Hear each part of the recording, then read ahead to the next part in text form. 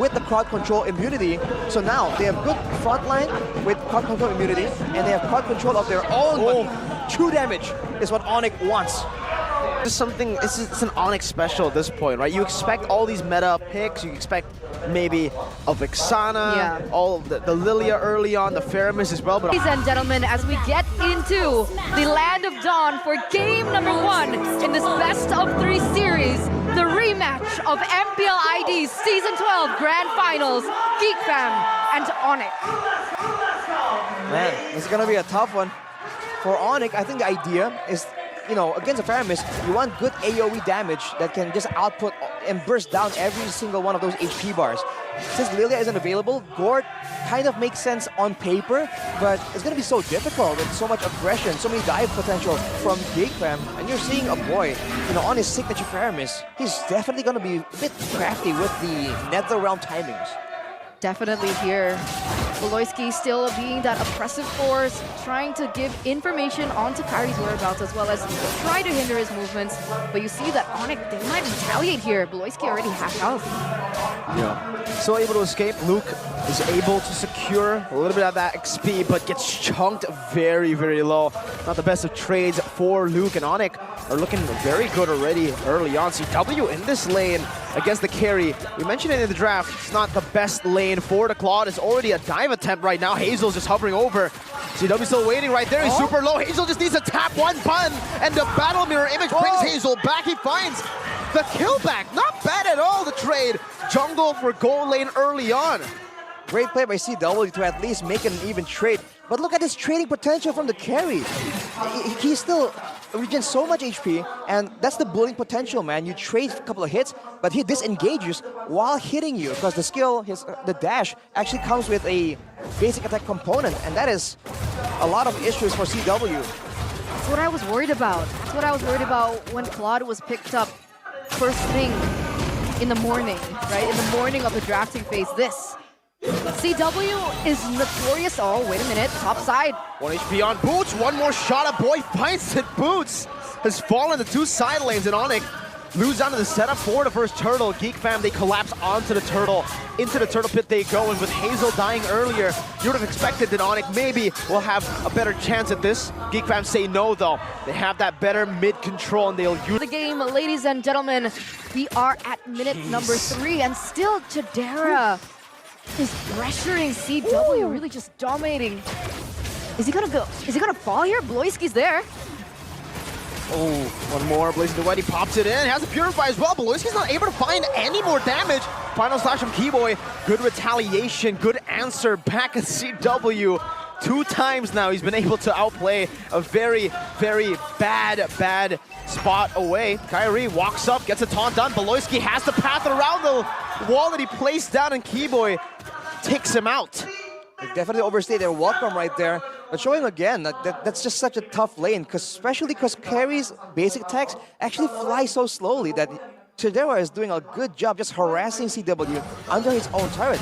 But now you're looking at Onic with a strong mid lane power spike here, with the Gord having the ultimate, having 1 or 2 items. This means that they have the burst potential to take out anyone who is not protected by a boy with the Faramis. In terms of emblems, does anything stand out to you here? Feels quite standard. Chidera with his build, Luke as well, Hazel, Beloyski. Well, there's a quantum charge for Keyboy, which usually we don't quite see on a aggressive roam Arlet. But he's going for a bit more movement speed because he knows it's a lot of... 2-man, I'm offended. Beloyski was able to steal away the orange buff. Boots finds the stun, finds the steal onto the turtle. Kyrie walks back, a wild charge to re-engage in his team, but his Keyboy jumps in with a vengeance, but gets caught in the decimate. And now with the reset, Sans has been walled away from the team. One big smack away, and Luke with a slash of his scythe and a flicker out to safety. With the Don't Run Wolf King, Kyrie not able to fully chase. Boots is waiting on that cooldown. Meanwhile, on the bottom lane, ZW with a fully popped in blazing duet onto Chidera is still unable to finish this carry off. And Onyx, like, you were saying? You were saying? I mean, we were talking about Boots in that EXP lane, gonna be able to get that away, but here's CW. 3-man gank, the barrier, and the pin down with a Mortal Coil to give a boy a kill. 6-5 now. Keyboy is trying to hold that gold minion so that it doesn't get cleared out. 6-5, and still, that was gold lead for Geek. Again, as I was saying, right? I was really gonna just, prop up Onic, and then Geek's like, you were saying again, Eterna. But yeah, Boots with that steal in the turtle lane. I think that shift in momentum was great for them, but Geek still hold on to that gold lead. It's a great moment for them for sure. Especially because we just talked about, maybe some miscalculations coming in from Boots. Well, turns out the man is a mathematical prodigy. But man, this game has a lot of action going on because in the mid game, both teams technically have a lot of power spikes. More damage for the side of Geek, but more crowd control for the side of Onic. There's only a difference in the utility where Geek technically has a bit more of an advantage, only if it's a 5v5 where they can get maximum value out of that Nether Realm. That's why these Purifies are going to come in very handy here for Geek, especially in these team fights. Earlier on, Tadera was very close, but luckily he still had that Purify. Popped it in. It should be up once again as the turtle spawns. With what we saw earlier on in that 5v5, who do you think has the better advantage to get this next objective? I think the next objective, if Onic can get a really good engage, right? Because they have Keyboy, if they can get everyone together and combo it with Sans, that could be the winning solution. But Geek is definitely going to try and spread apart and try and counter that kind of game plan, even though that means some members are not protected by the Nether Realm. I'm offended onto Keyboy. The main initiator right now is going to be CC, but Boots and Kyrie follows through as well. Good Nether Realm. CW pops in a Blazing Duet to try to disintegrate it. A boy gets caught in the Appraiser's Wrath. And even in the back, Luke tries to sustain back up. Hazel with an amazing retribution on the Martyrs. Might have just equalized this trade, and the boy is back up. He had his stacks all stacked up to respawn instantly. And that's a 2K gold lead now for Geek fam. And I think that's an important thing to note was that Hazel was already 2 levels of Dawn here for game number 1 in this best of 3 series. 8 minutes has elapsed, but look at Geek fam. Conceal play, CW battle mirror image into the Blazing Duet. A good final slot to cancel it out, but the Wild Charge still will be able to knock CW up. He pops the BMI back, but Luke is too deadly with his side. The beautiful NetherRealm actually saves Hazel right there in that position. Kyrie trying to look for a bit more of a trade here onto Luke. Pokes him a bit, but Luke's a bit too sustainable. He has so much sustain with that Brave Smite on the Ruby, and now a Sea Halberd. That was a beautiful display of chemistry for both of the teams. CW nearly got taken out earlier on, but the backup coming in from the rest of the team, as well as the backup after that from Geek. A boy NetherRealm, perfect timing. I like the synergy from Geek fam. I think that's what a lot of people were afraid of against Onic. Onic, a team that's been together for so long, but Hazel coming in, it feels like a perfect fit. They're just moving a lot faster and in the right place at the right time before Onic can even react.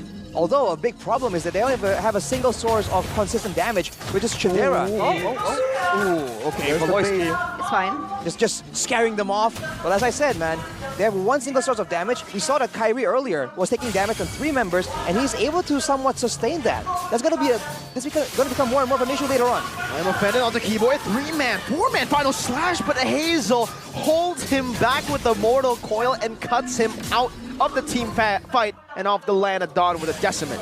And that's it. Hazel again with another member in his pocket. 3-2-3 KDA, a level above Kyrie right now. Does Onic really want to contest this and go for that 50-50? Only 1 level. Kyrie's walking up. A good Mystic Gush gets a boy low. Boots.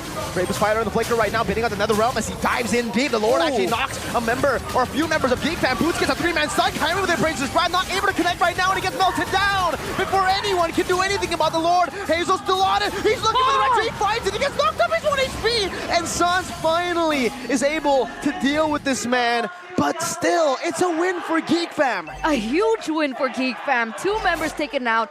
They were able to take Kyrie out of the problem completely, out of the equation completely. And of course, Hazel is going to be able to take that Lord uncontested. A 4K gold lead for Geek fam. But look at this. Luke. Gosh, and the flicker as well. Solo play from Sans. Kind of equalizing, but at the same time, now the Lord spawns, the waves are going to be empowered. This is where Geek wanted to try and control the waves as good as possible. They did great. That's part of why they were able to get to the Lord in more favorable terms. But now with the waves coming in, they can really start to try and siege, despite the lack of high ground, the lack of long-distance poke. To look at the item builds, Chidera is going a lot more aggressively, not even going for the brute force. He thinks he's winning. He wants to go all in, but CW has reached the power spike, right? The 3-item power spike for the Claude. This means that he will do damage, but he needs to be coming in together with his team. They can't go in one by one, because if Onic does that, there's no way they can get enough damage out to try and burst someone down, and then twice through the nether realm. That's the problem here, but look at this concealed play from the Geek fan. Where are they going? All the way Sans? onto Sans. No flicker on Sans. Beloyski stunned up. Very good disengage and peel from Keyboy there to stop what looked to be Sans' death in the 11th minute of the game. The rotation all the way from top to bottom, though. Onic has done a very, very good job at clearing out this Lord push and siege. I don't think any turrets were taken down with that Lord push. No. None. Wow.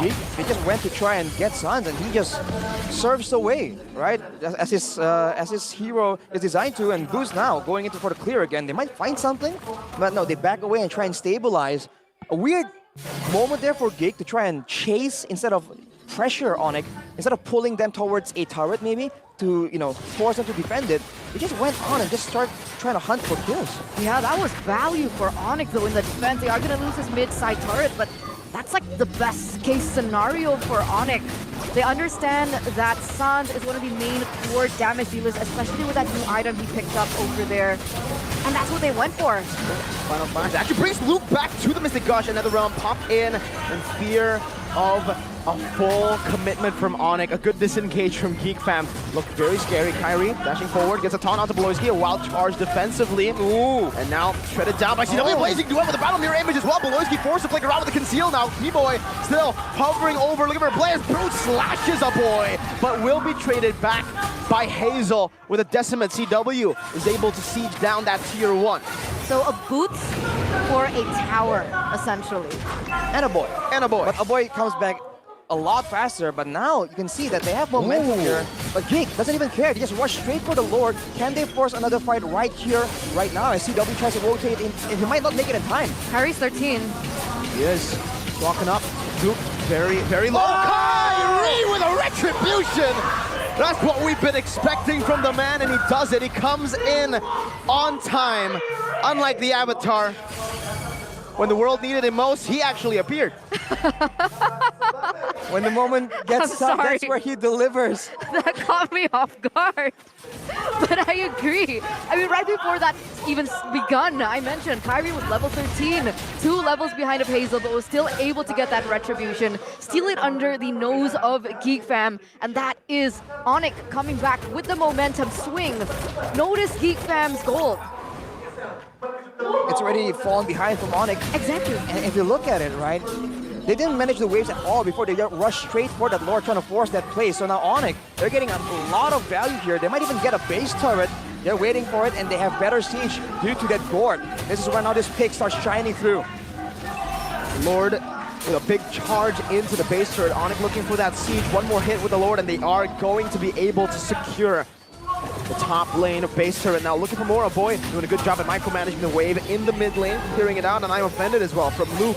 And they will only lose one base turret for now. Another minion wave will be spawning. Can Onic actually get more from this? The question is, do they want to? You can see Onic going to rotate to get that buff away from Hazel. Kyrie's actually going to get it, so Hazel doesn't have his orange buff just yet. Ooh, another taunt in, and my goodness, Luke flickered out of the nether realm that a boy had placed out to save him, and he loses his life because he's off position to save Luke. Oh my god, a disaster for Geek fam. Onic now looking for even more to punish. Just one mistake.